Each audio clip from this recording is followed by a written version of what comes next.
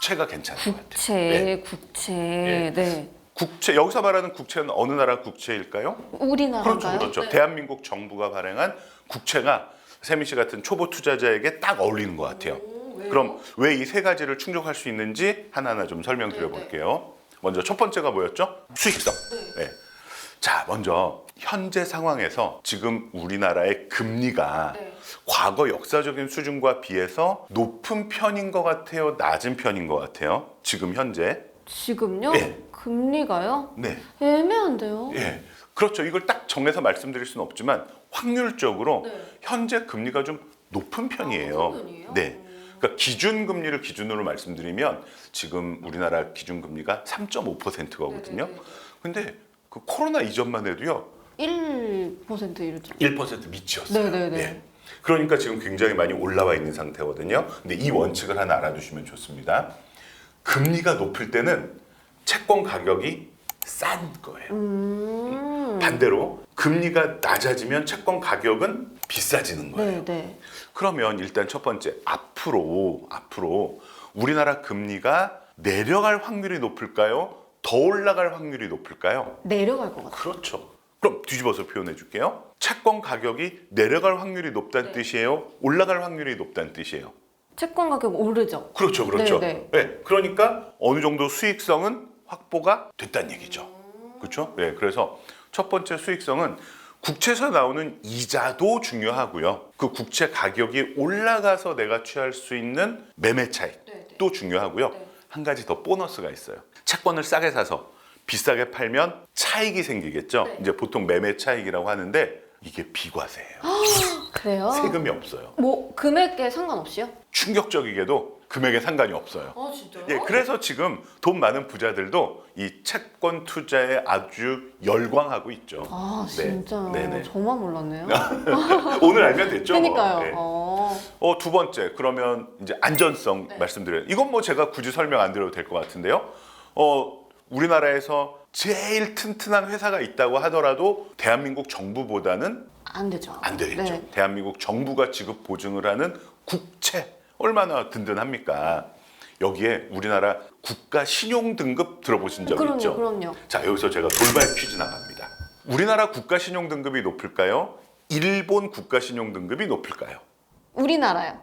맞습니다. 그래요? 예. 우리나라 국가 신용 등급이 뭐 우리가 소위 말하는 3대 국제 신용 평가 회사 S&P, 무디스, 피치 이 세 군데에서 평가를 하는데 세 군데 모두에서 일본보다 한국이 더 국가 신용 등급이 높습니다. 네. 그러니까 안심이 되시죠? 네, 그래서 안정성도 어느 정도 확보. 이제 마지막으로 유동성. 네. 유동성을요. 요 선입견이 많이 있으신데요. 왜 우리 세미 씨도 학교에서 뭐 주식은 만기가 없이 계속 운영이 되는 거고 채권은 만기가 있다라고 배우셨죠. 오늘 배웠어요. 아, 예. 네. 그러면 채권은 만기까지 가져가야 되겠다라는 선입견이 있으실 수 있는데요. 아니에요. 채권도요. 언제든지 사고 팔 수 있어요. 예. 심지어 주식은 오늘 내가 매도 주문이 체결이 되면 내 거 팔렸다 그러면 다음 날 돈이 들어와요. 네, 알죠. 아시죠? 국채는요. 팔면 그날 돈이 들어와요. 네, 재밌죠?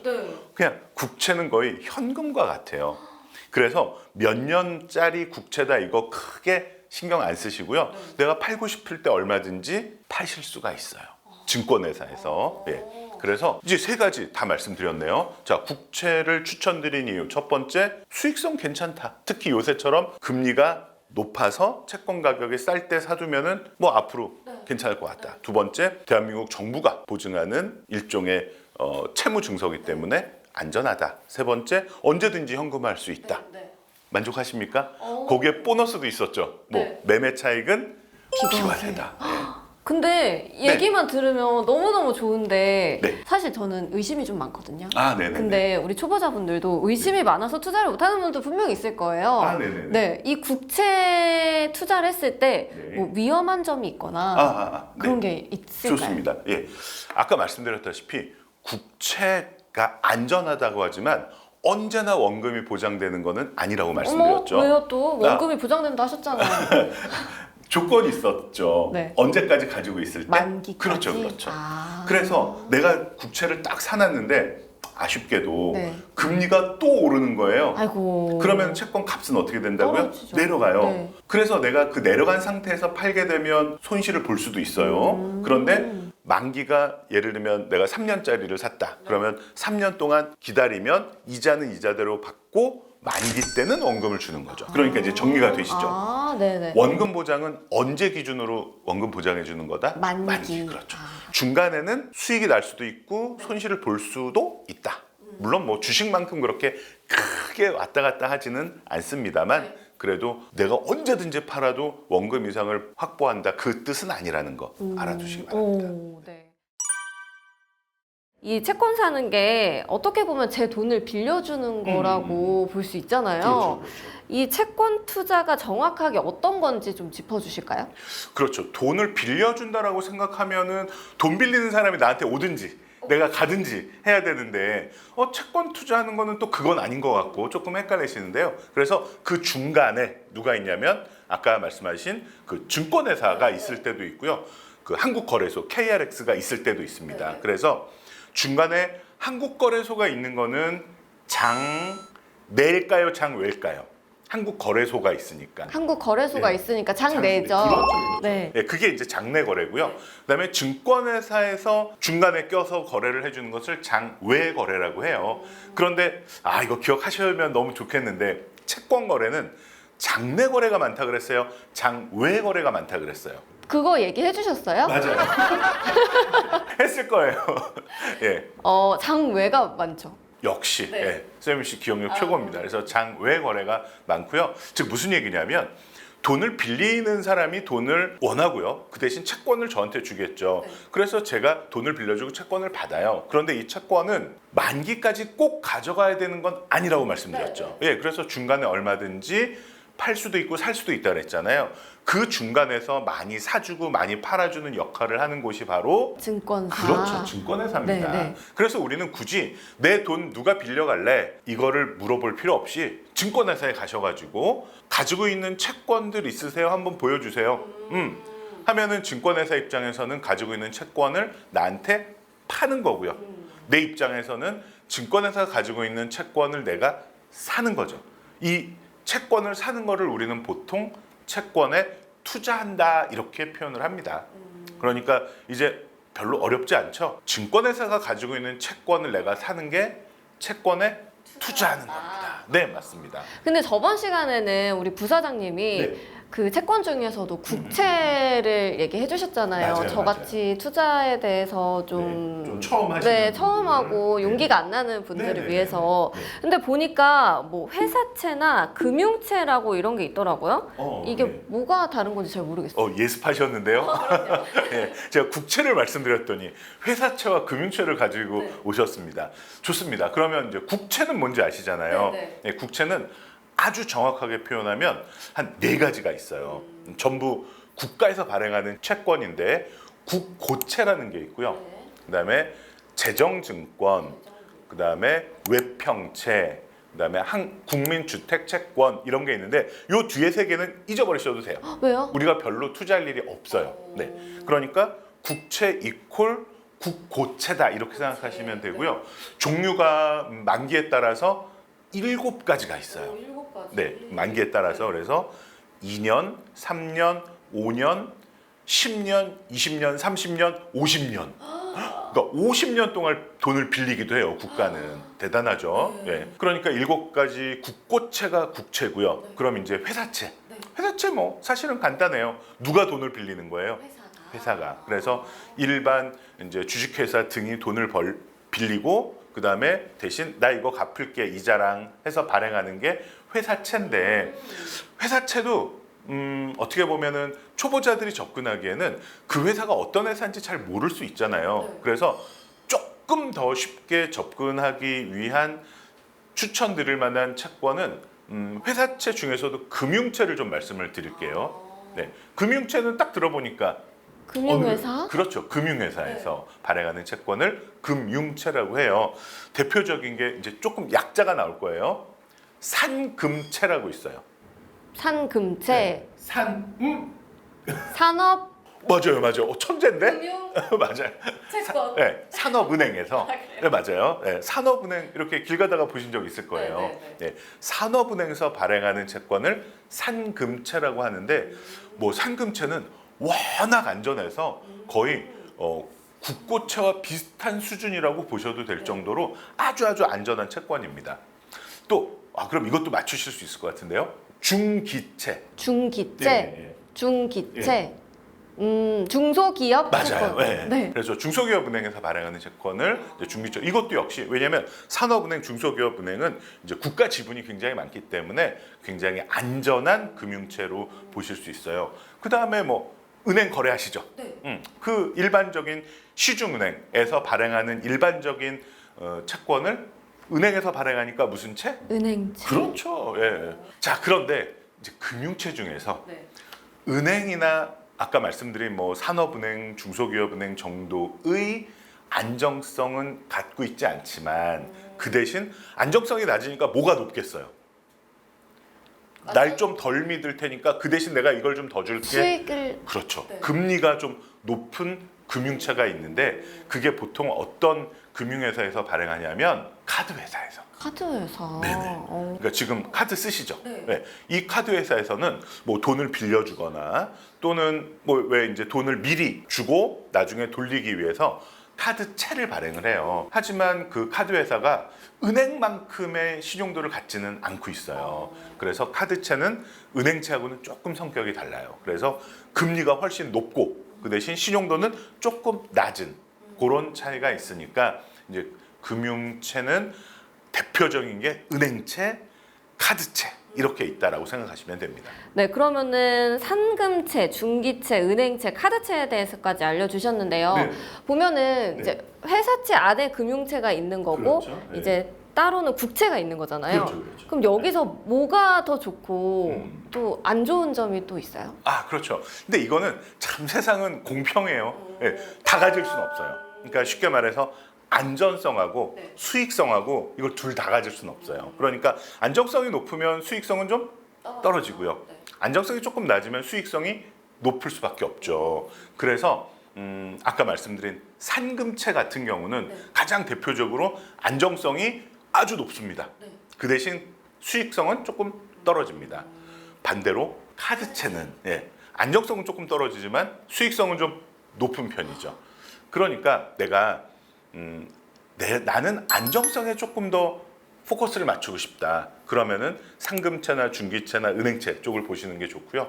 아니야, 에이, 카드 회사가 뭐 망하겠어? 내가 보기엔 뭐 망할 것 같진 않은데. 네. 그러면은 나는 카드채에 투자할래. 그러면은 수익률이 훨씬 높으니까 이렇게 각자의 좀 투자 성향에 따라서 네. 선택하시는 게 좋을 것 같은데 쌤이 씨는 어느 쪽이세요? 저는 카드 회사가 망할 리는 없다고 생각하거든요. 네네네. 근데 저같이 카드를 많이 쓰는 사람이 많잖아요. 그렇죠. 네. 그리고 카드 회사도 또 다양하잖아요. 네네. 그러니까 카드 회사 중에서도 좀 크고 튼튼하고 안전한 카드 회사에서 발행하는 채권을 사시면 그래도 원하는 니즈에 잘 맞는 채권 투자를 하실 수 있을 겁니다. 그러면은 이제 투자를 할 때 뭐 확인해야 되거나 주의할 점이 따로 있을까요? 네, 그러니까 우리 눈에 보기에는 야, 이 카드 회사 광고도 많이 하고 네. 나도 많이 쓰고 하면은 크고 튼튼해 보이지만 사실 제일 정확한 판단은 신용평가 회사. 이 회사가 정말 안전한지, 튼튼한지, 빚은 너무 많이 없는지 이런 것들을 전문적으로 바라보고 여기에서 쉽게 말해서 성적표를 매겨주는 회사가 신용평가 회사예요. 여기서 성적표를 발행해줘요. 신용평가 등급을. 그러면 내가 생각하기에 A라는 카드 회사가 되게 좋아 보이는데 이 카드 회사에서 발행한 카드채가 정말 신용평가 등급도 좋은가? 하고 보면 어쩔 때는 내 생각보다 되게 좋은데? 난 맘 놓고 투자하겠어. 이럴 수도 있고요. 내가 보기에는 별로 안전하지 않아 보이는데 아주 좋네. 이럴 경우도 있고 안전해 보였는데 좀 불안하네. 이렇게 보일 수도 있으니까 꼭 신용평가 등급을 확인을 하시기 바랍니다. 어디서 그걸 볼 수 있죠? 신용평가 등급, 신용평가 회사 홈페이지에 가면은 조회할 수 있어요. 그러면 이제 개인도 신용 점수가 있는 것처럼 맞아요, 기업도 신용평가 등급이 그렇죠. 있는 거죠. 예. 그러면 이제 국채 얘기로 조금 넘어가 볼까 해요. 네네. 이 국채가 그때 이제 미국 국채도 있었잖아요. 맞아요. 근데 우리나라 국채보다는 미국 국채를 조금 더 눈여겨봐야 된다라고 말씀해 주시지 않았나요? 네, 기억납니다. 네네. 왜 그러냐면 사실 국가신용 등급 마찬가지로 회사도 신용 등급을 봐야 되듯이 국가도 국가신용 등급이 있어요. 네. 그런데 조금 아쉽지만 네. 우리나라 신용 등급도 굉장히 좋은 편이긴 한데 우리나라가 높아요, 미국이 높아요? 미국이 미국이 높아요. 그건 뭐 어쩔 수 없는 뭐 팩트고 인정을 해야죠. 그런데 지금 미국이 물가를 잡기 위해서 금리를 굉장히 높은 수준으로 유지를 하고 있어요. 그러다 보니까 현재는요, 미국의 금리가 한국의 금리보다도 높아요. 이런 경우는 사실을 흔치 않거든요. 그래서 제가 한번 그 정확한 그 채권의 금리를 조사를 한번 해봤는데요. 한국 국채 10년짜리 금리가 대략 매일매일 바뀌지만 한 3.4% 정도 지금 하더라고요. 그러면 보통의 경우에는 신용평가 등급이 더 안정적인 미국 국채는 이 3.4%보다 더 낮아야 되겠어요? 높아야 되겠어요? 더 안전하니까. 낮아야 돼. 그렇죠. 더 낮아야 되겠죠. 그런데 지금은 미국이 아주 고금리 정책을 유지하고 있기 때문에 미국 금리가 더 높아요. 그래서 기준금리가 무려 5.5%고요. 지금 10년채 금리도 한 4.45% 정도 가요.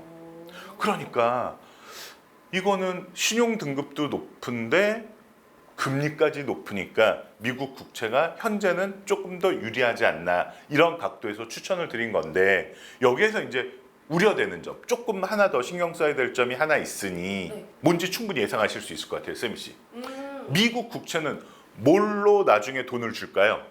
달러에 맞아요. 달러로 주잖아요. 그러니까 나는 달러를 쓸 일은 없고 투자만을 위해서 미국 국채를 투자했는데 나중에 이자나 또는 만기 때 돈을 받을 때 보니까 달러 가치가 확 떨어졌더라. 그러면은 요만큼 금리를 더 얻으려다가 어떻게 보면 좀 애꿎은 손실을 볼 수도 있잖아요. 그래서 여기에 꼭 하나 챙겨서 신경 써야 될 것은 원달러 환율이다라는 거죠. 만약에 내가 4.5% 정도 금리를 추구하고자 미국 국채를 샀는데 10년 후에 미국 환율이, 즉 미국 달러화의 가치가 더 올라갈 수도 있잖아요. 그러면 높은 금리에다가 환차익같이 더 얻을 수 있으니까 그러면 그야말로 일석이조 효과를 볼 수도 있는 거죠. 네. 근데 또 떨어져 있을 수도 있잖아요. 그렇죠. 네. 지금 환율 너무 높아가지고. 아, 불안하시구나. 그러면 국채하시면 한국 국채가 좋아요. 그러니까 그 결정적으로는 그 환율에 대한 나의 그 어떻게 보면 선택이죠. 네. 앞으로 달러 가치가 하락할 것 같으면은 굳이 미국 국채를 쳐다보지 않으셔도 좋을 것 같고요. 그런데 지금 환율이 10년 후에도 똑같을 것 같다. 그러면 뭐가 더 나아요? 미국 국채. 그렇죠. 네, 그런 정도로 판단을 하시면 될 것 같아요. 네. 그리고 만기에 대해서 이제 만기별로 또 금리가 다를 수 있다. 그렇죠, 네, 그렇죠. 다르다라고 네, 네. 하셨는데 네. 만기가 그래도 좀 중요한 것 같아요. 네, 네, 네. 보니까 한 달 만기도 있고 뭐 50년 만기도 네, 네, 있다고 네. 하셨잖아요. 그렇죠. 예. 이거를 어떤 걸 고르는 게 좋을까요? 자기의 또 선택일까요? 그렇죠, 그렇죠. 그런데 이제 만기는 정확하게는요, 우리가 채권을 발행할 때가 무슨 얘기인지 아시겠죠? 그 회사에서 또는 그 국가에서 처음으로 돈을 빌릴 때 나한테 빌리는 것보다는 대부분 중간에 증권회사가 가지고 있는 채권을 사는 거라 그랬잖아요. 그러면 증권회사가 가지고 있다는 것은 중간에 내가 투자를 하는 거기 때문에 만약에 10년 만기 국채인데 증권회사가 9년 동안 가지고 있다가 나한테 팔아요. 그러면 몇 년 있으면 만기죠? 1년이요. 그렇죠. 하지만 그 채권은 몇 년짜리 채권이에요? 10년짜리. 그렇죠. 그러면은 만기가 중요할까요? 앞으로 남은 만기가 중요할까요? 프로. 맞습니다. 그래서 정확하게는 잔존 만기라는 표현을 써요. 앞으로 남은 만기가 얼만큼이냐, 이게 제일 중요한 겁니다. 그래서 잔존 만기를 보고 결정을 하시는데, 뭐 잔존 만기가 짧은 게 좋을 것 같아요, 긴 게 좋을 것 같아요 라고 하면 누구나 다 짧은 걸 원하겠지만, 예를 들면 우리 지금 시중 금리가 3%인데 이 채권은 10%를 줘요, 이자를. 너무 괜찮죠? 그러면 이런 채권을 내가 고정적으로 이자를 받을 수 있는 찬스를 누리려면 그때는 어떤 만기의 채권을 더 선호하시겠어요? 좀 길게 남은. 그렇죠. 그걸 내가 충분히 누릴 수 있으니까. 예. 그래서 이거는 내 상황하고 이제 좀 비교를 해보셔야 되는데 먼저 정리를 좀 해드릴게요. 네. 만기가 짧다, 조금 남았다 이러면은 얼만큼 보다 짧게 남았으면 우리가 만기가 짧네 이렇게 표현을 할까요? 일반적으로. 한 1년? 오, 똑같아요. 맞아요. 그래요? 네. 채권 시장에서도 1년 이하의 채권을 보통 단기채라고 불러요. 단기채.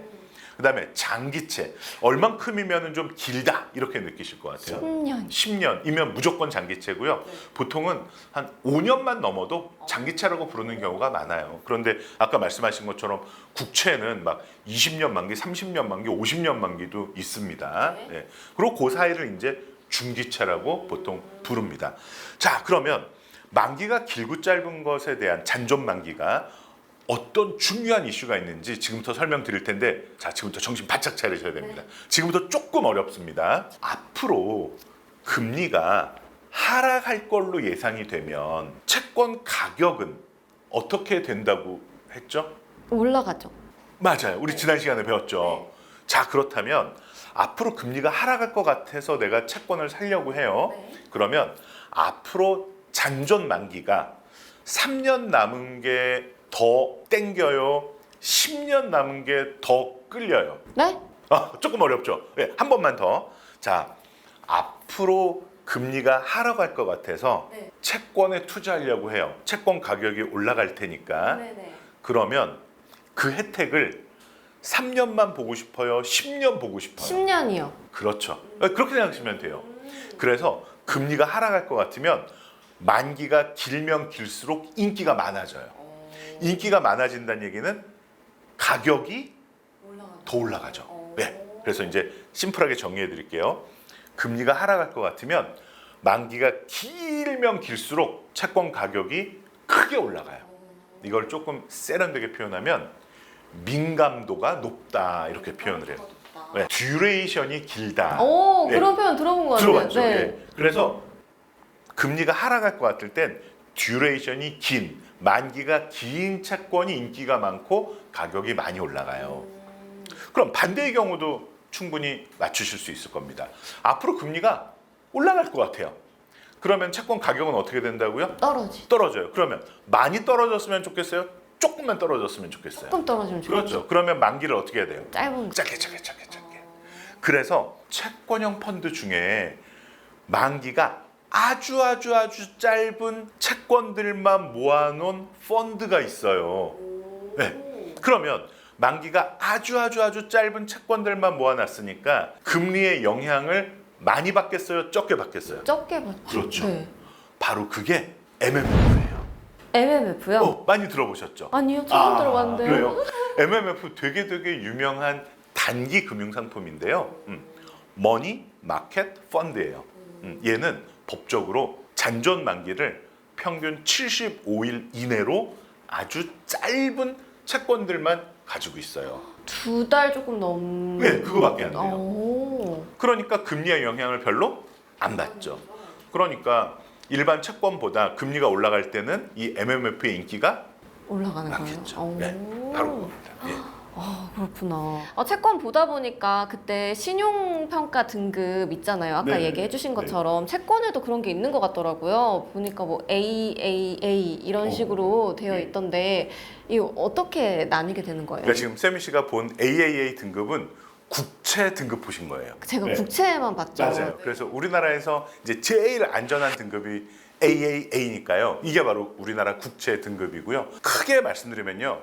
AAA 요게 이제 제일 좋은 등급이 그 다음은 뭐가 있을까요? AA. 그렇죠. AA 그 다음에 싱글 A 그 다음은 트리플 B, 더블 B, 싱글 B 이런 식으로 이제 쭉 나가는 거예요. 그리고 요걸 조금 더 세분화하면 예를 들면 트리플 B라고 하면요. 트리플 B 중에서도 좀 좋은 거. 왜 학점도 우리 뭐가 있어요? 플러스 있고 마이너스 있잖아요. 그러니까 BBB 플러스가 BBB 중에선 좋은 등급이고요. 그 다음 BBB, 그 다음은 BBB 마이너스 이런 식으로 등급을 매기면 됩니다. 그런데 쌤씨 하나만 꼭 기억해 주세요. 뭐냐면 이 쫙 나와 있는 19개, 20개 되는 신용 등급을 칼같이 나누는 기준선이 있어요. 예, 그래서 이 기준선 위는 뭐 우량 채권 또는 투자 적격 채권 또는 뭐 투자 등급 채권 이렇게 불러요. 그러니까 좀 어느 정도 안심하고 투자하셔도 됩니다 이런 뜻이고요. 그 바로 밑부터는 즉 투기 등급 또는 투자 비적격 등급 뭐 이런 식으로 표현을 하는데요. 그 칼 같은 구분선이 누구와 누구 사이냐? BBB 마이너스와 BB 플러스 요 사이입니다. A랑 B가 아니라 BBB랑 네네. BB 사이네요. 맞아요. 그래서 BBB를 받아도 투자 등급입니다. 그런데 B가 두 개만 있으면은 이거는 투기 등급이니까 요 차이가 좀 크긴 커요. 그러면 이게 학점으로 이해를 하면 된다 하셨는데 네네. 제일 낮은 건 F예요? 뭐 C 등급, D 등급도 있고요. 뭐 그 밑에 E 등급도 있긴 하지만 사실 개인들이 절대 건드리면 안 되는 등급이 C 등급, D 등급이에요. 우리가 C 등급, D 등급 투자하고 나는 고수익을 거둘게요. 물론 뭐 불가능한 건 아닙니다만 일반적으로 개인 투자자들이 C 등급, D 등급 채권은 아예 쳐다보지도 않는 게 좋습니다. 그래요? 예. 원래 좀 위험하면 이제 수익을 많이 얻을 수도 있잖아라는 생각. 그 정도면 어디를 보시면 되냐면 아까 말씀드린 더블 B, 싱글 B 정도의 이제 채권을 투자하시면 그럴 니즈를 만족시킬 수 있는데 그것도 너무 위험해요. 그래서 제가 추천드리는 방법은 뭐냐면 더블 B 같은 채권에 직접 내가 투자했다 그 회사 망하면 정말 돈이 하나도 못 건질 수 있거든요. 그러니까 싱글 B나 더블 B 채권에 골고루 투자하는 하이일드 채권형 펀드가 있어요. 아우 그건 또 하이일드 높은 수익을 주는 채권이다라는 뜻인데 높은 수익을 준다는 얘기 안에 숨겨져 있는 얘기는 뭐냐면 높은 위험이다. 그 높은 위험이란 게 결국은 BB 등급 아래. 그래서 하이일드 채권형 펀드는 그런 여러 가지 채권에 골고루 투자하니까 혹시라도 그 중에 한 회사 정도가 뭐 부도가 나거나 하더라도 일부 손실만 받으면 되니까 그 한 회사 딱 찍어가지고 몰빵 투자하지 마시고요. 그런 하이일드 채권형 펀드를 통해서 하시기를 제발 제가 부탁드립니다. 이게 저처럼 생각하는 분들이 있었나 봐요. 그걸 펀드로 또 그렇죠. 만들어 놓고. 근데 이 채권 투자하려고 보니까 이자가 또 중요한데 그럼요. 이 이자를 매월 주는 것도 있고 그냥 이제 만기 때 한 번에 몰아서 주는 것도 있더라고요. 그렇죠.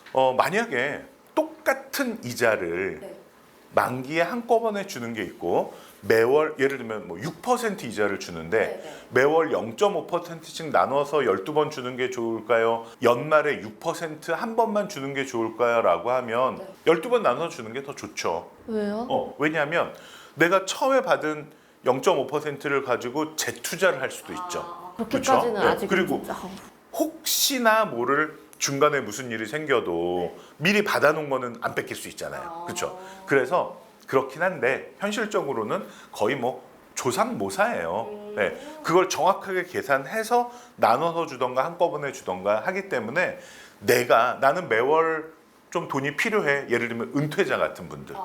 그런 분들은 매월 이자 나오면 좋지. 생활비로. 그렇죠. 그런데 나는 어차피 이거 이자 받아도 다시 재투자할 거야. 귀찮아. 이런 분들은 한꺼번에 주는 게 더 좋죠. 전에요.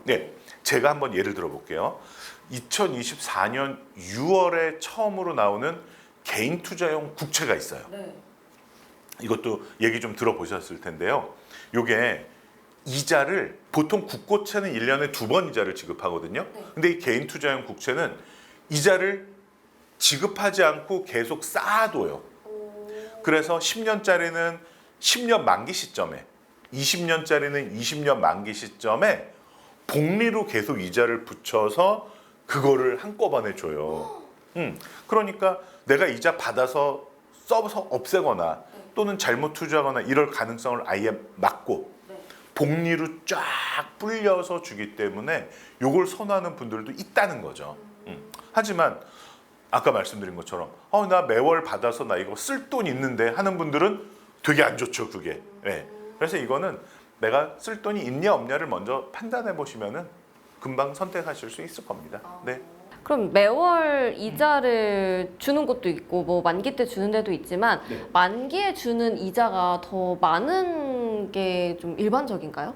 그렇죠. 아까 말씀드린 것처럼 내가 그 이자를 받아서 다시 재투자하는 재투자 수익률까지 보통 감안을 하거든요. 그래서 정확하게 보면은 미리 받을수록 이자율은 조금이라도 낮아요. 그렇죠. 네.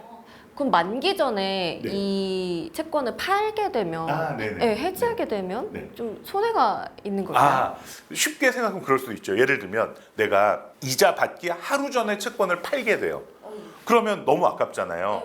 그러면 당연히 그 사는 사람한테 야, 나 하루 있으면 이자 받을 건데 이거 다 포기하고 파는 거야. 그러니까 어떻게 해줘? 돈 좀 더 줘. 그렇죠. 그걸 다 계산을 해서 거래를 해요. 네. 그래서 그 채권은 생각보다 굉장히 체계적이고 과학적인 이제 매매 가격이 계산이 되거든요. 그래서 내가 예를 들면 1월 달하고 7월 달에 이자를 받는데 나는 4월에 매매를 한다. 그럼 난 너무 억울하지 않냐? 그렇진 않아요. 미수 이자를 다 계산을 해서 채권 매매 가격이 나오니까 사는 사람도 파는 사람도 억울하지 않은 아주 공평한 가격에 거래를 할 수 있어요. 네네.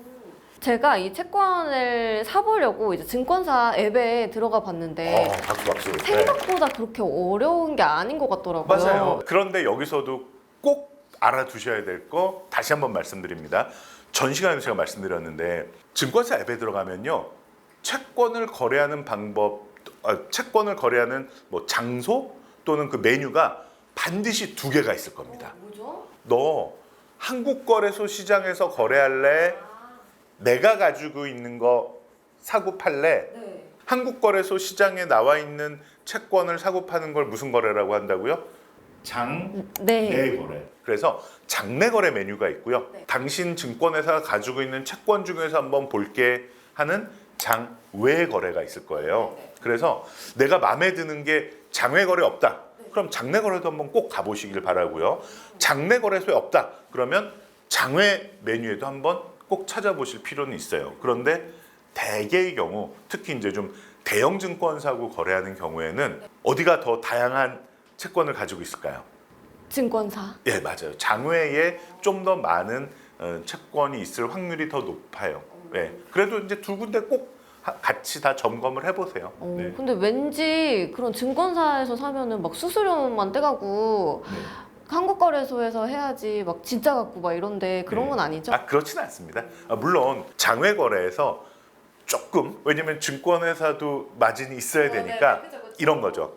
똑같은 채권을 팔더라도 증권회사 장외 거래를 통해서는 조금 비싸게 사야 돼요. 그리고 팔 때도 조금 싸게 팔아야 돼요. 그거는 좀 감안을 하셔야 됩니다. 만약에 나는 정말 아무 누구에게도 마진을 주고 싶지 않다. 네, 방법이 있어요. 뭐냐면 개인 투자용 국채 있죠. 요거는 정부에서 개인 투자자들을 위해서 마진을 전혀 남기지 못하는 구조로 액면 그대로 파는 거기 때문에 우리가 그 판매 창구가 한 회사밖에 없거든요. 미래세 증권. 여기에서도 우리에게 수수료를 1원도 받지 않아요. 그래서 난 그게 너무 싫다 하시면은 개인 투자용 국채에 투자하시면 마진 없이 국채를 사실 수 있어요. 네. 그러면 이번에 나온 그 개인 투자용 채권이 네네. 저 같은 정말 초보자들은 네. 어떻게 보면 네. 시도해 볼 수 있는 좋은 기회가 될까요? 맞아요. 네. 그래서 그야말로 개인 투자자들이 평소에는 국채 투자, 채권 투자를 안 해보셨을 텐데 국채란 게 어떤 거고 뭐 어떤 구조로 이루어져 있구나를 공부할 수 있고 경험해 볼 수 있는 아주 좋은 채권이긴 한데 단점도 하나 있어요. 얘기해 주세요. 뭐냐면 일반적인 채권은 제가 항상 말씀드렸죠. 중간에 얼마든지 뭐 할 수 있다고요? 팔 수 있다. 팔 수 있다. 근데 이 개인 투자용 국채는 안타깝게도 중간에 매매가 불가능해요. 아예 안 돼요? 매매는 아예 안 되고요. 국가에다가 나 이거 이제 안 할래. 그냥 내 돈 돌려주세요. 이렇게 환매. 아예 국가에다가 내 돈 내놔 할 수는 있는데 다른 사람에게 파는 매매가 안 돼요. 이건 무슨 얘기냐면 자, 제가 이 얘기 굉장히 여러 번 반복합니다. 금리가 하락하면 채권값은 올라간다. 그럼 채권값이 올랐을 때 나는 이걸 팔아서 수익을 남길 수 있잖아요. 그 기회를 가질 수가 없는 거예요. 그럼 어떻게 보면 적금이라 생각하고 그렇죠. 가지고 있어야겠네요. 뭐 예금이라든지 적금. 근데 만기는 10년 또는 20년.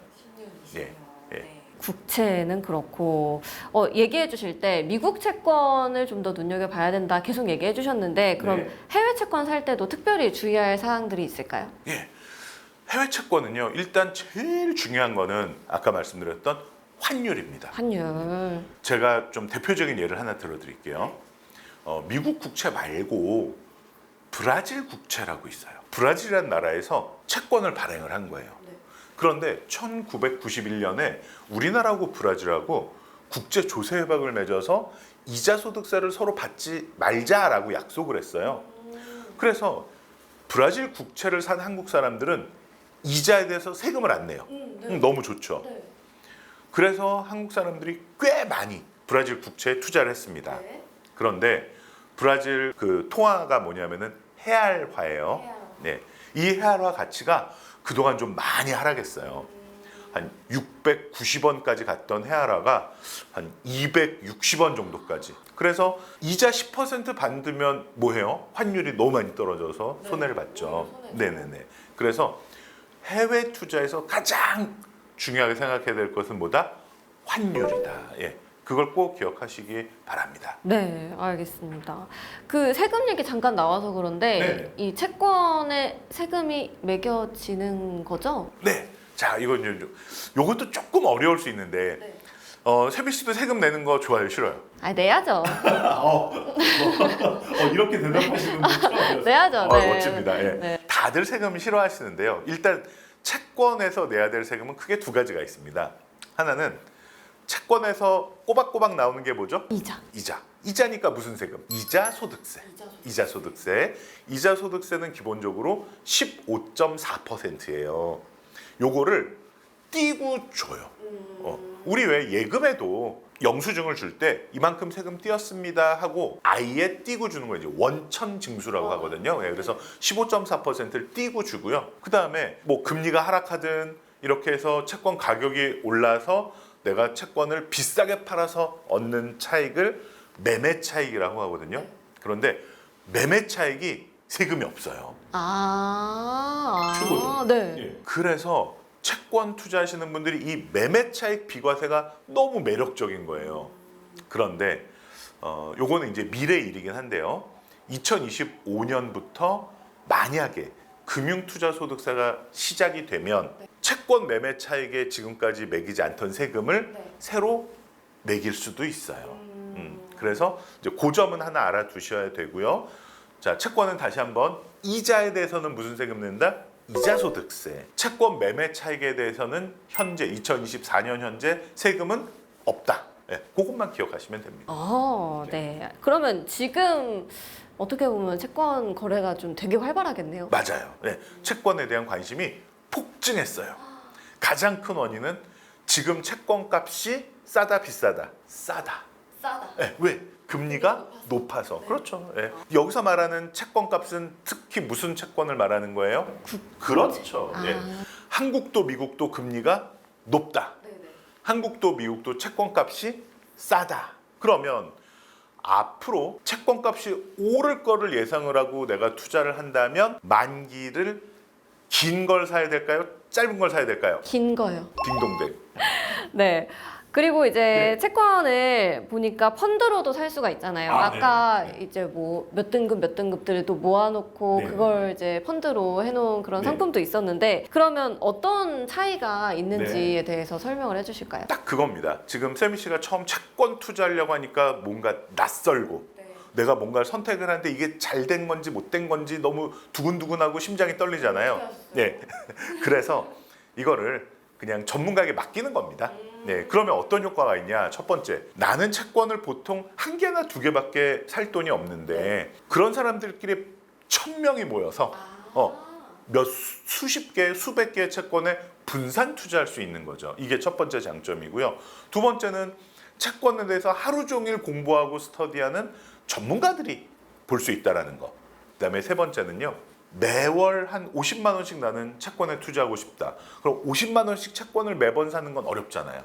그런데 매월 50만 원씩 적금처럼 펀드는 사실 수 있기 때문에 이런 면이 채권형 펀드의 장점입니다. 오, 장점만 들으면은 이거 왜 안 하지 싶은데 좀 단점도 있는 거예요? 주의할 점도. 자, 아주 결정적인 단점이 있어요. 왜요? 뭐냐면 내가 직접 채권을 사서 채권 가격이 올라서 팔면 세금이 없다 그랬죠. 네. 그런데 안타깝게도 펀드에서 채권 매매 차익을 거두면 세금을 내요. 그건 또 왜 그래요? 법이 그래요. 내가 그런 건 아니에요. 예, 그래서 만약에 정말 나는 확신을 갖고 채권 매매 차익을 거두겠다 하시는 분은 국채 장기채를 사시는 분들이 많고요. 뭐 나는 세금 내더라도 편하게 투자하겠다 하시는 분들은 채권형 펀드로 하시는 분들이 더 많습니다. 그러면 그 둘 다 하면은 둘 다 나눠서 하셔도 되겠죠. 뭐 예를 들면 내가 요거는 내가 직접 하고 뭐 해외 채권은 내가 잘 모르니까 펀드로 하고 라든지 국채는 내가 하고 그 투기 등급 이런 뭐 하이힐드는 펀드로 하고 이런 식으로 전략을 나누는 것도 너무 좋겠는데요. Very good. 오, 그렇구나. 이렇게 채권형 펀드에 투자할 때도 유의해야 될 점에 대해서도 얘기를 해주셨는데 보니까 채권형 ETF라는 것도 있더라고요. 이건 또 뭐예요? 네, ETF 혹시 아시는 표정이 아니신데 아니, 저 우리나라에 골고루 투자하는 것처럼 되게끔 만들어주는 거예요. ETF는 펀드입니까? 주식입니까? 펀드요. 그렇죠. 펀드인데 주식처럼 주식시장에 상장해 나서 사고 팔 수 있게 할 수 있는 거잖아요. 예. 그러니까 결국 채권형 ETF도 채권형 펀드와 같다라고 보시면 되는데 근데 이제 좀 장점은 내가 특히 해외 채권형 펀드 같은 경우에 내가 나 이거 돈 필요해 지금 환매할래 그러면 열흘, 2주일씩 걸려서 돈이 나한테 들어온단 말이에요. 그런데 ETF는 주식과 같으니까 바로 다음 영업일에 돈이 들어와요. 그래서 좀 유동성을 확보하기에 좋고 내가 어떤 채권을 갖고 있는지 거의 리얼타임으로 확인할 수 있어서 조금 더 투명성이 확보돼 있고 이런 점들이 좀 좋습니다. 또 좋은 게 있으면 또 하나 좋은 점은 사실 내가 사고 싶은 채권을 딱 사기가 힘들 수가 있어요. 예를 들어 드릴게요. 국채 중에 굉장히 긴 국채를 난 사고 싶다. 그러면은 솔직히 50년 채는 뭐 없다고 보셔도 돼요. 왜냐하면 기관들이 다 가져가니까. 그러면 몇 년 채를 사고 싶어요? 30년 채. 그런데 아무리 찾아봐도 30년 채 찾기가 어려워요. 물량이 없어요. 즉 내놓은 사람이 없다는 얘기죠. 그런데 펀드에는 30년짜리 채권을 많이 가지고 있는 펀드를 얼마든지 살 수 있어요. 네. 그래서 어떤 물량 확보 측면에서 채권형 펀드나 채권형 ETF가 굉장히 매력적인 면이 있습니다. 그러면 이 채권형 ETF 중에서도 매달 또 이자를 주는 것도 있다면서요. 예. 요새 그게 좀 인기가 많아요. 인기가 많아요? 예. 월 지급식 ETF라고 표현하죠. 근데 조금 더 제가 자세히 설명드려요. 월 지급을 하려면 보통 한 4가지 전략을 써요. 채권에 투자하거나 또는 리츠 부동산 투자, 그 리츠에 투자하거나 아니면 배당주에 투자하거나 아니면 뭐 커버드 콜에 투자하거나 이렇게 이제 4가지 전략을 쓰는데 이제 채권이 월 지급하기 굉장히 좋은 투자 대상이에요. 왜냐? 채권에 투자하는데 이자가 1월에 나오는 채권 하나 사놓고요. 2월에 이자가 나오는 채권, 3월에 이자 나오는 채권 이런 식으로 쫙 가지고 있으면 가만히 있어도 매월 이자가 나올 거 아니에요. 그걸 주면 되죠. 아니면 채권의 만기를 1월 달에 만기되는 거, 2월에 만기되는 거, 3월에 만기되는 거 쫙 해서 1월 만기되는 거는 또 내년 1월 거를 다시 사고 이렇게 하면서 매월 지급을 할 수 있어서 이제 월 지급식 채권형 펀드나 월 지급식 채권형 ETF가 되게 활성화되고 있어요. 그러면 어떤 사람들이 좋아할까? 똑같아요. 누가 좋아하겠어요? 월 지급식 ETF. 또 재투자를 하는 사람들. 그렇죠. 또는 그 돈을 받아서 내가 써야 되는 사람들 이런 분들한테 인기가 많은 편이에요. 그런데 솔직히 조금 아쉬운 점은 우리나라 채권을 대상으로 하는 월 지급식 ETF보다는 미국 채권에 투자하는 월 지급식 ETF가 좀 더 많아요. 그게 좀 더 활성화되어 있습니다.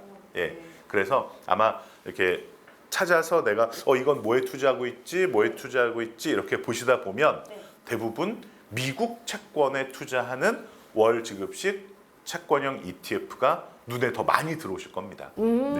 네. 여기서도 약간 미국 채권이 좀 더 네, 시장이 좀 크니까요. 네, 시장이 크기 때문에 어쩔 수 없이 더 네. 고를 것도 많고 네, 좋은 것도 많은 것 같네요.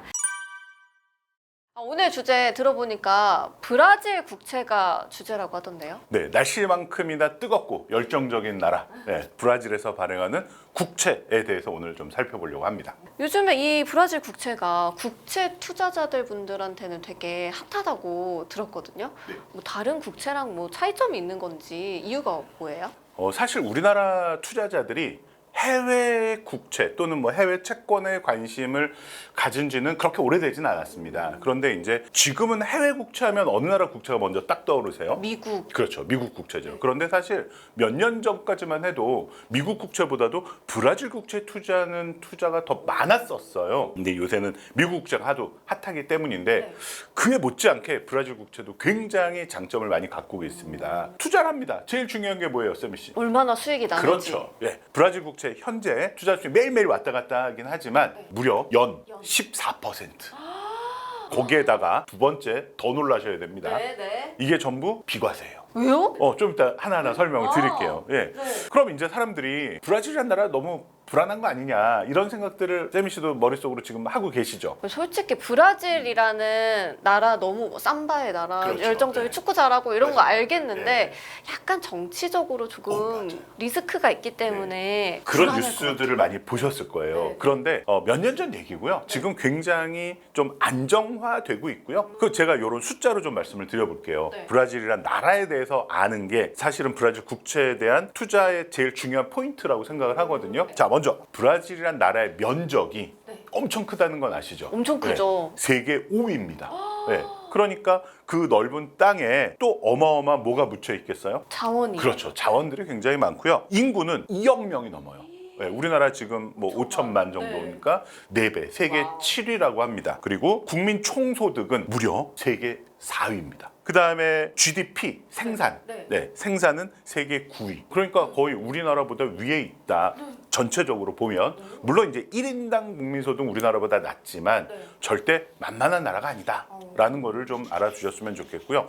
말씀하신 것처럼 정치적으로 불안했었습니다. 그런데 상당히 안정화됐고 크게 걱정하실 필요는 없다. 저는 그렇게 보고 있습니다. 그렇게 숫자로 얘기를 해주시니까 조금 이해가 될 것 같은데 그렇다면 아까 14%의 수익이 난다라고 얘기하셨잖아요. 그럼 우리나라랑 비교하면 어느 정도 차이가 나는 거예요? 뭐 잘 아시는 것처럼 우리나라 지금 국채 수익률 한 2%대 그리고 미국도 한 4%대 물론 이제 미국하고 브라질하고 비교하는 건 조금 무리가 있겠죠. 그래서 제가 브라질하고 비슷하지 않나라고 생각되실 수 있는 나라들하고 한번 비교해 봐 드릴게요. 멕시코의 국채 수익률이 한 8%대 그다음에 인도네시아 그러니까 6%대 그다음에 인도도 6%대 그러니까 브라질이라는 나라의 표면 금리 즉 2% 드릴게요라고 그 채권에 딱 찍혀 있는 게 연 10%예요.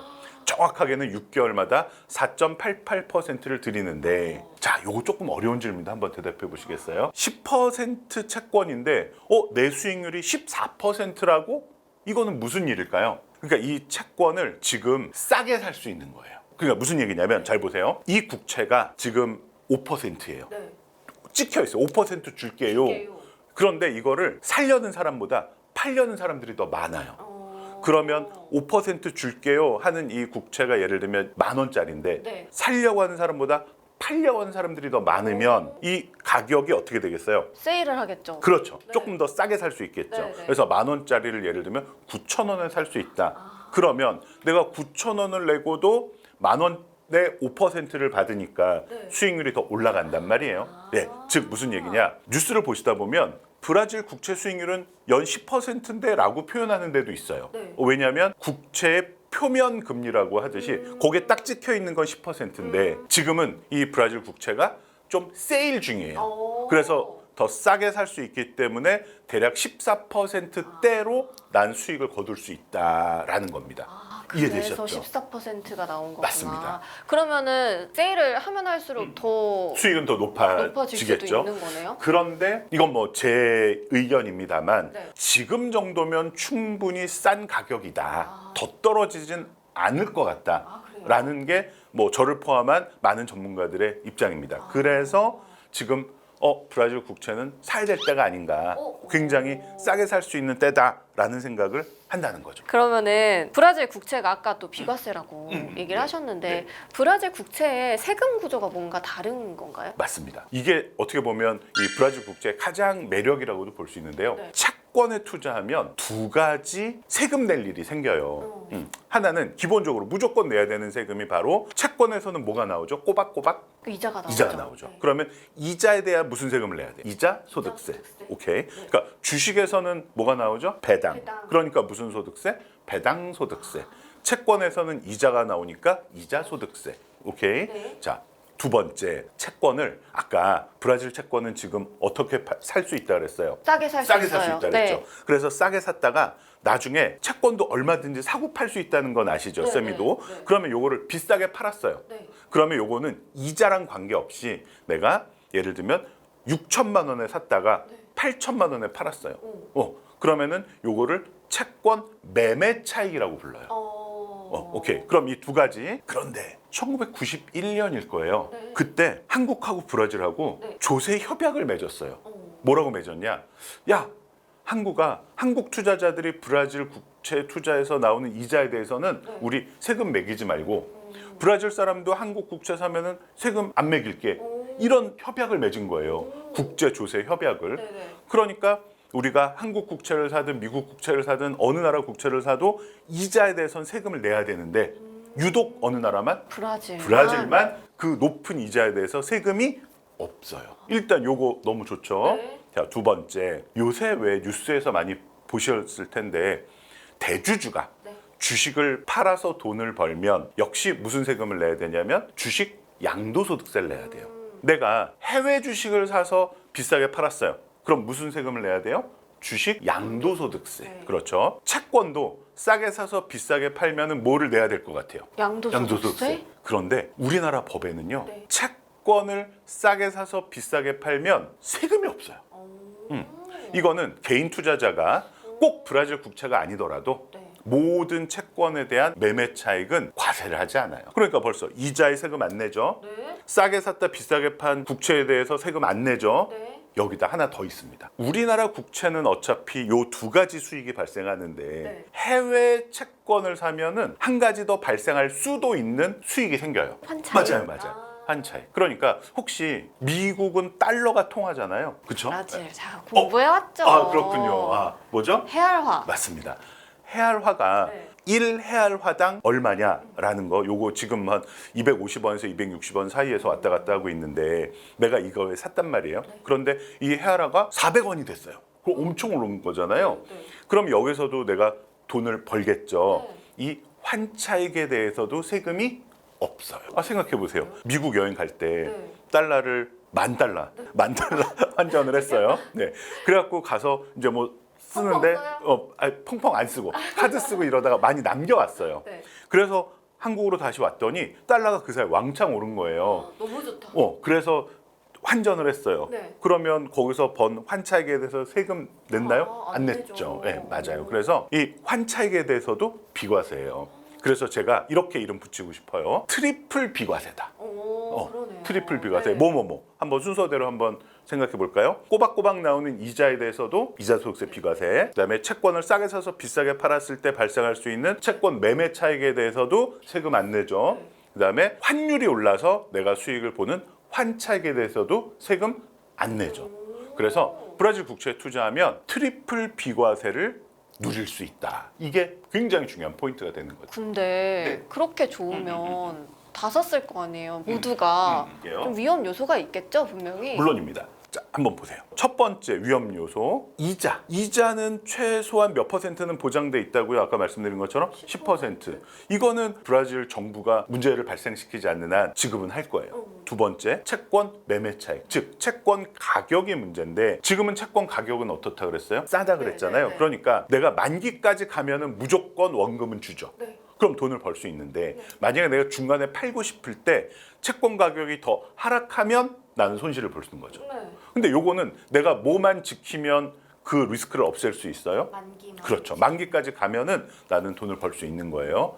그런데 이제 마지막이 제일 힘든 거예요. 환차익이요? 맞아요. 무슨 얘기냐? 이 헤아라 환율이 그렇게 우리가 생각하는 미국 달러처럼 강한 통화가 아니에요. 아, 완전 왔다 갔다 해요? 맞아요. 우리나라 원화보다도 더. 그래서 제 기억에 한 10몇 년 전까지만 해도 이 헤아라 환율 제일 높았을 때가 얼마였냐면 699원인 적도 있었어요. 699원. 지금보다. 근데 지금은 아까 얼마라 그랬죠? 250원. 와. 그러면 거의 한 3분의 1 토막 가까이 난 거란 말이에요. 네. 그래서 지금 브라질 국채를 가지고 계신 분들은 네. 꽤 손실을 본 분들이 많이 있어요. 네, 예. 사셔가지고. 이율도 높고 네. 비과세고 네. 다 좋은데 뭐가 문제다? 헤아라. 맞아요.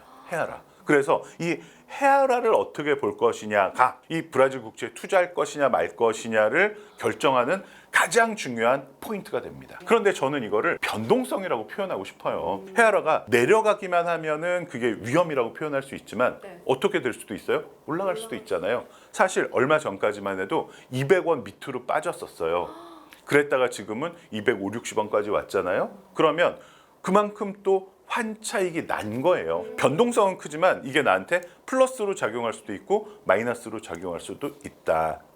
그러면 이런 변동성을 어떻게 하면 좀 줄일 수 있을까? 이거 굉장히 중요하겠죠. 뭐냐면 6개월마다 이자를 몇 %씩 준다고요? 대략 4.88, 뭐 한 5%라고 가정할게요. 네네. 이 이자로 재투자를 하는 거예요. 아, 더 넣어요? 그렇죠. 그러면 내가 걱정하는 거는 헤아라 환율이 어떨 때 걱정이에요? 떨어질까봐. 떨어지면. 네. 또 채권 가격이 어떤 게 걱정이에요? 더 떨어질까 싸지면. 봐. 네. 그런데 5%가 나왔잖아요. 네. 그러면 그렇게 싸진 헤아라, 싸진 채권을 내가 사면 쉽게 말해서 평균 매입 단가가 낮아지겠죠. 우리말로 물타기, 물타기죠? 그렇죠. 네. 아. 그런데 이 물타기가 어느 정도 효과적이냐면 네. 자, 5%씩 10년, 그러니까 보통 10년 국채를 우리나라에서 제일 많이 투자하는데 5%씩 20번이 나오죠. 네. 그러면 그게 총 이자만 원금과 비슷하네요. 거의 아, 똑같죠. 네. 예. 그러니까 거의 내 투자 원금만큼을 재투자할 수 있는 효과를 보는 거예요. 그래서 저는 꼭 조언드리고 싶은 게 브라질 국채 투자할 때는 내가 이자는 찾자마자 바로바로 재투자하겠다라고 생각하시면 그 리스크들을 확 줄일 수 있답니다. 네. 그렇군요.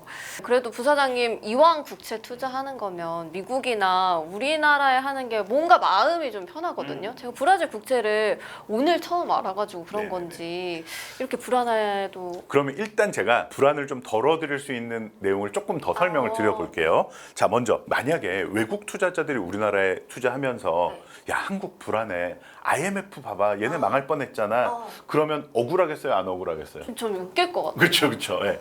그러니까 브라질도 굉장히 정치적으로 혼란했었던 시절이 있었는데 우리가 그 기억이 아직도 남아 있어서 야, 브라질 불안해 하면 좀 억울할 것 같긴 해요.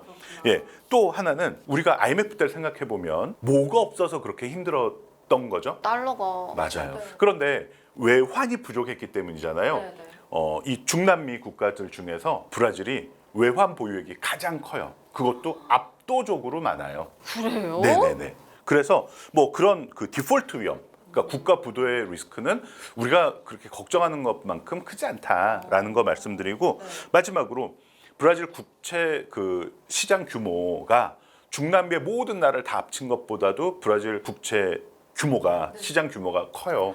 그만큼 유동성도 좀 확보돼 있다라고 말씀을 드리는데 그럼에도 불구하고 나는 불안하다라고 하면 제가 드릴 수 있는 마지막 조언은 그러면 나눠서 해보자. 나눠서. 그러니까 뭐냐면 내가 1,000만 원이 있다. 그럼 1,000만 원을 한꺼번에 투자하지 말고 뭐 예를 들면 250만 원씩 4번에 나눠서 한다든지 이렇게 시점을 좀 나눠서 해보면 그래도 좀 리스크를 좀 줄일 수 있지 않을까 생각이 되고요. 이 브라질 국채는 딱 한 중간쯤 되는 것 같아요. 무슨 얘기냐면 내가 이걸 예금 대신하겠다 하기에는 좀 리스크가 크죠. 하지만 내가 주식 대신하겠다 하면은 그거보다는 훨씬 변동성이 적고 리스크는 적으니까 요 중간쯤. 그래서 보통 이런 채권들은 이제 뭐 하이힐드 채권이라고 많이 표현을 해요. 금리는 높지만 변동성도 좀 큰 채권.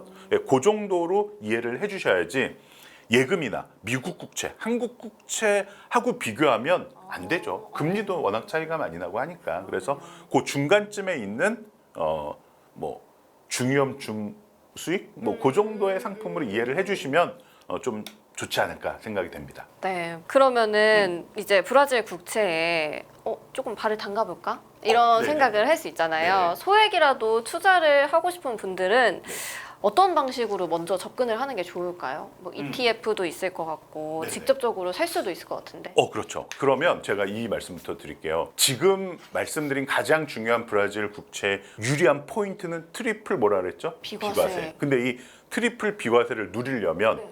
직접 투자하셔야 돼요. 왜냐하면 내가 직접 브라질 국채를 사서 하면은 이자 소득세가 비과세예요. 네. 그런데 브라질 국채에 투자하는 다른 금융 상품으로 들어가 버리면 이자 소득세가 과세가 돼요. 어머나? 그래요? 네네. 그러니까 어떻게 해야 되겠어요? 직접 해야 되겠죠. 네. 자, 채권 매매 차익도 뭐라 그랬어요? 세금 안 매긴다 그랬죠. 그런데 이것도 펀드에서 브라질 국채 채권 매매 차익을 거두면 과세예요. 그러니까 내가 브라질 국채에 투자하는 것은 수익률이 단순히 높다 플러스 비과세 때문에 투자하는 게 너무너무 크단 말이에요. 그런데 간접 투자를 하게 되면은 이 비과세가 깨져버리니까 특별한 이유가 없다면 저는 브라질 국채를 직접 투자해 보시기를 추천드립니다. 근데 저희가 살 게 너무 많거든요. ETF도 사야 되지. 금도 사야 되지, 뭐 이 브라질 국채도 사고 미국 국채도 사고 해야 되는데 만약에 제 포트폴리오에 넣는다면 네네. 비중은 어느 정도로 넣을까요? 저는 보통 브라질 국채를 처음 접하시는 분에게는 네. 뭐 5분의 1을 넘지 않았으면 좋겠다. 그러니까 한 20%, 요 정도를 넘지 않았으면 좋겠다. 단 내가 미국 국채든 이런 국채에 대한 투자 경험이 있다면 네. 저는 한 33%까지도 한 3분의 1 정도까지도 브라질 국채를 투자할 만한 시기라고 봅니다. 왜냐하면 네. 지금 정치적으로도 상당히 과거에 비해서 안정이 돼 있고 금리도 매력적인 수준에 도달을 했고 또 그 브라질의 소위 말하는 기준금리가 오를 때까지 올라서 이제는 이제 떨어질 일만 남았다고 보는 게 대부분의 견해예요. 그런 차원에서 앞으로 그 대신 조건이 있어요. 무슨 조건을 꼭 지킨다면 저랑 약속한 거. 다시 이자 재투자. 나오면 재투자한다는 약속만 지킨다면 20%에서 33% 정도까지는 투자해 보셔도 좋을 것 같다라고 생각을 합니다. 제 기준에선 꽤 많이 비중을 잡는 것 같거든요. 브라질 국채로만 20에서 네네. 33% 정도면 네네. 지금 사면 돼요? 지금이 타이밍이에요? 그러니까 그 타이밍은 이렇게 보시면 될 것 같아요. 첫 번째는 여기에서 왔다 갔다 할 것이 딱 두 가지가 있어요. 10% 이자 준다는 거는 왔다 갔다 하겠어요? 고정이겠어요? 고정이죠. 그럼 이제 봐야 될 게 국채 가격이죠. 가격은 지금 뭐 충분히 싼 상태지만 만약에 더 떨어질 것 같다 그럼 나중이 좋겠지만 지금도 저는 역사적으로 봤을 때 충분히 저렴한 상태고요. 이제 정말 제일 예측하기 힘든 부분이 뭐라고요? 헤아라. 그렇죠. 네. 헤아러 환율. 그런데 헤아러 환율 그래프를 한번 쭉 놓고 보면 지금은 어느 정도 상당한 하방 경직성이 확보된 상태라고 보여집니다. 그리고 이 채권 가격과 헤아러 환율의 변동성을 줄이는 방법 다시 한번 강조합니다. 어떻게 해야 된다?